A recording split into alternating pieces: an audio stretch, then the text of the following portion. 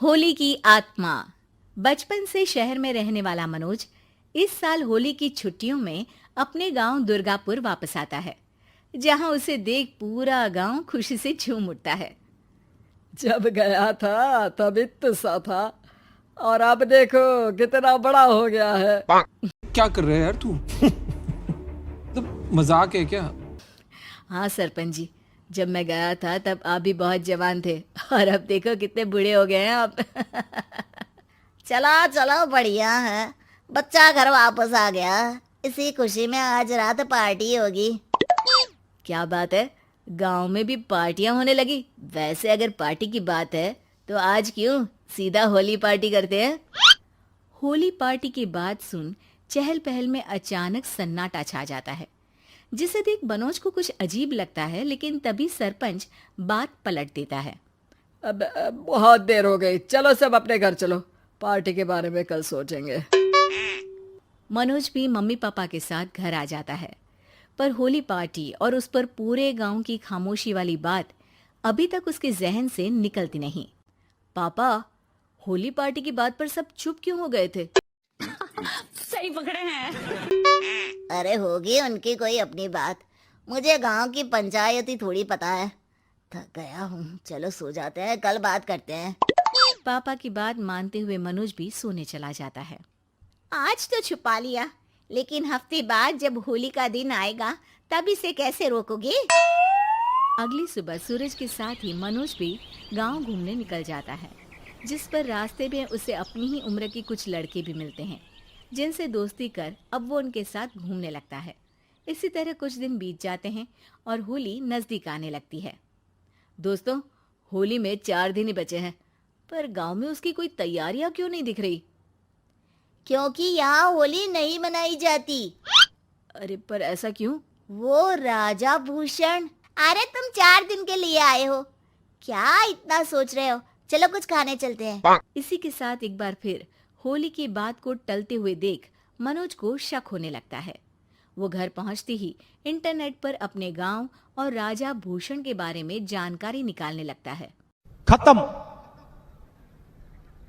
Bye bye, टाटा, goodbye, गया। क्या? मुझे आज तक ये नहीं पता था। ऐसा कैसे? किसी ने मुझे कुछ बताया क्यों नहीं? सारी जानकारी लेने के बाद मनोज गांव वालों या अपने मम्मी पापा से कुछ पूछे बिना खुद ही उसकी सच्चाई के बारे में छानबीन करने लगता है, जिसके चलते वो राजा भूषण की हवेली में पहुंचता है। वाह, क्या हवेली है यार! पर क्या यहाँ सच में कोई भूत है? हेलो भूत जी, कोई है क्या? हम इस साल गांव में होली सेलिब्रेट कर रहे हैं, क्या आप उस पर थोड़ा इंटरव्यू देंगे? मनोज के ऐसा बोलते ही गांव में तूफान उठ जाता है और हवेली में रखी सारी चीजें हिलने लगती है। एक अदृश्य शक्ति मनोज को धक्का देकर हवेली से बाहर निकाल दरवाजा बंद कर लेती है। दिमाग खराब हो जाएगा, मैं अम्मा बहन पे आ जाऊंगा, मैं इनकी अम्मा बहन पे आ जाऊंगा। ये सब देख मनोज हैरान रह जाता है। क्या अभी मुझे हवा ने धक्का देकर बाहर निकाल दिया? मेरे होते हुए इस गांव में कभी होली नहीं मन सकती, इसलिए दोबारा ऐसी कोशिश भी मत करना, अंजाम बुरा होगा। आवाज सुन मनोज हैरानी से इधर उधर देखने लगता है, पर उसे कोई दिखाई नहीं देता। वो गांव वापस आ जाता है, जहां तूफान की वजह से सब कुछ तहस महस हो चुका होता है। आखिर ये तूफान आया कैसे? ना ऐसा कोई मौसम था और ना ही हमने होली का त्योहार मनाने की बात की थी। सरपंच की बात पर कोई रिएक्शन दिए बिना मनोज चुपचाप अपने घर चला जाता है। इस तरह देखते ही देखते होली का दिन भी आ जाता है और मनोज रंग लेकर गांव में निकल जाता है, लेकिन गांव पूरी तरह खाली होता है। जिस राह पे तुम चल रहे हो बेटा, एक दिन पूरी तरह फंसोगे। उस दिन मुझे याद करना, मैं पहुंच जाऊंगा। अरे त्योहार का दिन है, धूमधाम की जगह मातम क्यों मनाया हुआ है? मनोज की आवाज सुन सब अपने घर की खिड़कियां खोल के घर के अंदर से ही उसे वापस जाने के लिए कहने लगते हैं, पर वो किसी की नहीं सुनता। तुझे पहले भी समझाया था, अगर होली खेलने की कोशिश भी की तो अच्छा नहीं होगा। अरे बात मान लो बेटा, तुम्हें सच नहीं पता। मुझे सब पता है। सालों पहले इस राजा ने एक अंधविश्वास फैलाया और आप लोग आज तक उसे मानते आ रहे हो। अरे बेटा, जब तुम पैदा भी नहीं हुए थे उससे भी बहुत पहले से इस गांव पर होली का श्राप है।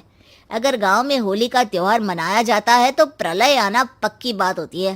राजा भूषण इस सब में नहीं मानते थे और त्योहार मनाने लगे, जिसके चलते होली वाले ही दिन पहले उनके बेटे की और फिर उनकी मृत्यु हो गई।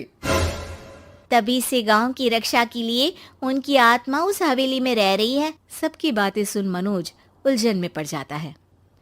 सोचना भी मत मनोज, अगर तुमने इस परंपरा को तोड़ने की कोशिश भी की तो उसका परिणाम इस गांव और गांव के लोगों के लिए अच्छा नहीं होगा। मुझे भी यकीन नहीं हो रहा कि आप लोग एक बेतुकी बात को मानकर सालों से रंगों के त्योहार को मातम की तरह मनाते आ रहे हो।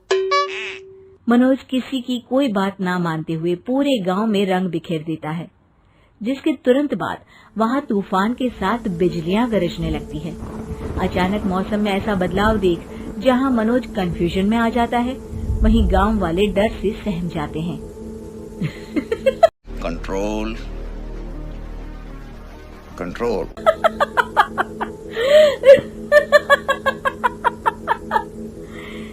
इस लड़के ने हमारे जैसे सिर्फ अपने स्वार्थ के लिए नहीं बल्कि पूरे गांव की खुशियों के लिए यहाँ होली मनाई है, जिस वजह से अब इस गांव पर होली का श्राप टूटता है।